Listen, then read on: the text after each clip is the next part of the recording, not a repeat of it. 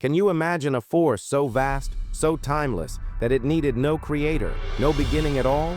A power worshipped across millennia, said to be both the furious destroyer and the merciful protector all at once? That's what we explore today.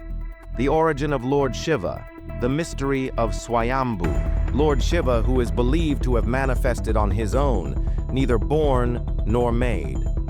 And yet the stories and legends around him are as colorful and varied as India itself.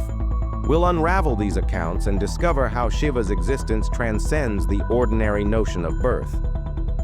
In this video, I'm going to share mind-blowing tales from the Shiva Purana, thrilling references hidden in the ancient Rig Veda, plus some special insights about the infinite pillar of fire known as the Shiva Lingam. Stick around, because by the end, you'll see why Shiva's story continues to fascinate seekers and devotees around the world. We'll travel through cosmic beginnings, epic mythological showdowns, and timeless philosophical lessons, all wrapped up in a single question. How was Shiva born, if he was never actually born at all? Before we dive into this epic journey, I want to invite you to become part of our growing community of mythology enthusiasts. Hit that like button, share this video with friends who love a good story, and subscribe to this channel. Let's step into the cosmos. Hindu mythology speaks of three fundamental deities overseeing the grand cosmic cycle: Brahma, the creator, Vishnu, the preserver, and Shiva, the destroyer. But calling Shiva only a destroyer doesn't capture his entire essence. He dissolves so that new life can emerge, a cosmic recycler, if you will. According to legend, Brahma sprang forth to create the universe, and Vishnu appeared to maintain balance. But Shiva? The texts say he simply was, timeless, Swayambhu, meaning self-manifested or self-born. No father, no mother, no moment of coming into being. So the question begs itself, if Shiva didn't come from anywhere, then where did he come from? Here's a little hint. Many legends paint him as both beyond form and in form simultaneously. Confusing? Absolutely. Fascinating? Even more so. Let's see how these ancient stories try to explain the unexplainable. Swayambhu is a powerful Sanskrit term meaning self-created, self-manifested, or literally born of oneself. It implies that Shiva wasn't a product of any external force. He didn't require a seed to grow or a womb to be nurtured. Instead, he stands as an embodiment of pure consciousness that has existed before time itself. Imagine an unending ocean. No shores, no beginning, no end. Within that ocean, a wave rises. That wave is Shiva. But the ocean, too, is Shiva. It's a metaphor that countless sages use to illustrate his infinite nature. It's as though he is the very fabric of reality, the thread that weaves through creation, yet he retains his distinct identity. Intriguing, right? Let me ask you this. What if birth and death are mere constructs for beings in time, and Shiva exists outside that entire framework? Hold that thought for a moment. Many people don't realize that references to a form of Shiva, often called Rudra, already appear in the Rig Veda, one of the oldest known religious texts in the world. Here, he's described as a fierce storm deity, a wild force of nature. These early clues evolved over time, weaving themselves into the more fully formed myths of the Puranas. Here's the bonus surprise. Some scholars say these ancient references point to an even older tradition that predates classical Hinduism. It's a fascinating puzzle piece hinting that Shiva's concept has always been around, lurking on the edges of our cosmic imagination, waiting to be discovered by new generations. Have you ever wondered how something so old, so ancient, can still capture our modern imagination? Reflect on that for a moment. If you're enjoying this deep dive, do me a favor. Tap that like button and share this video right now, so more people can join us in this cosmic exploration. And if you haven't already, hit subscribe so we can keep traveling down these mythological rabbit holes together. Now, let's continue our adventure. One of the most gripping tales about Shiva's self-manifestation is found in the Shiva Purana.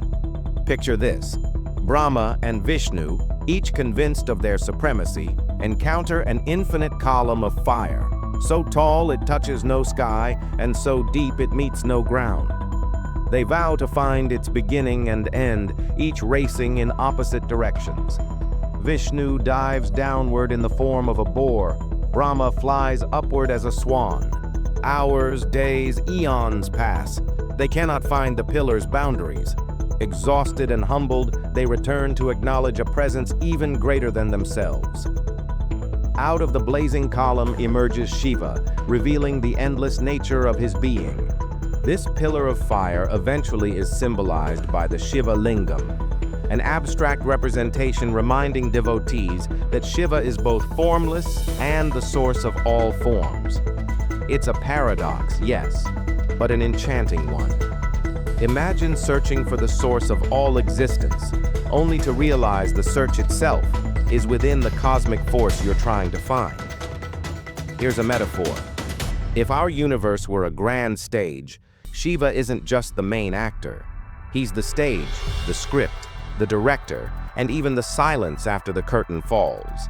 That's the essence of Swayambhu. So, how do devotees reconcile a god who is beyond time, yet visible in sacred idols and shrines? Philosophically, you can approach Shiva in two ways. Nirguna Brahman, God without attributes, without form, eternal and pervasive.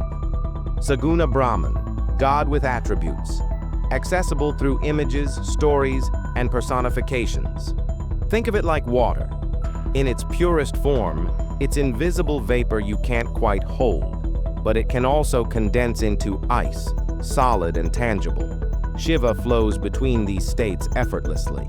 That's why you'll find devotees chanting the mantra Om Namah Shivaya with deep emotion, pouring sacred water over the lingam, or meditating upon the concept of the endless cosmic form. Each practice captures a fraction of that boundless, self-born energy, Shiva's presence in the daily life of a devotee. Here's a little bonus many people overlook. Nataraja, Shiva as the Lord of Dance. The cosmic dance, Tandava, represents the cyclical process of creation, preservation, and destruction. Every drum beat, every movement is said to emit energies that shape worlds, then dissolve them and recreate anew. This story may not explicitly mention how Shiva came into being, but it shows us that Shiva embodies the entire cycle from beginning to end. Whether or not he was born becomes almost irrelevant. He's the dancer and the dance, the stage and the music, existing forever in every motion of the universe. Can you feel the goosebumps when you imagine it? At this point, you might be wondering, where do these stories fit in our modern lives? They invite us to contemplate ideas beyond physical realities, like endlessness, timelessness, and a divine spark that lives in us all.